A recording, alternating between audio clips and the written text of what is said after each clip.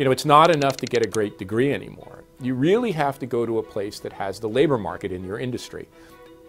And that isn't many places. You know, if you want to do finance, you're going to New York, you're going to London, you're going to Hong Kong, maybe you can go to Toronto.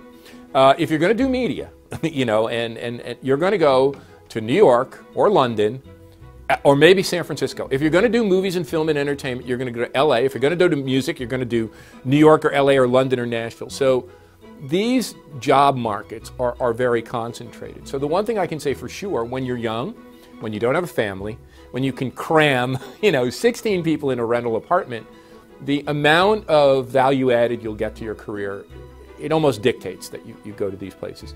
I think the question then becomes, you know, we make several big moves in our lives. I wrote about this in a book called Who's Your City? The first move is that move after college where we position ourselves in a labor market. The second move is not when we get married, it's when we have kids. And here I think what people tend to do is they tend, if they're priced out of Manhattan, or if they're priced out of the center of San Francisco or Back Bay in Boston, they tend to look first at the suburbs, right? They tend to say, well, you know, I can get more space, I can get a backyard.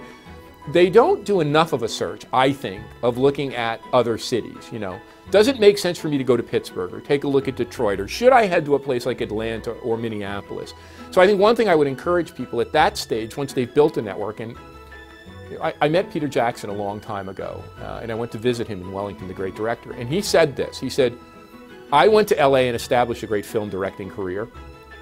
I couldn't start off in Wellington, New Zealand, but once I had developed that network, then I could move back to Wellington, which I love, I'm from, but I could also create at a much lower cost a studio complex where I could attract global talent, because Peter Jackson, I'm making cool movies, I can have a facility and I can attract people. So I think at that stage people need to be a little bit, I would encourage people to be a little bit more all-encompassing and a little bit more strategic about their choice of where to live when they get a little bit older and more established.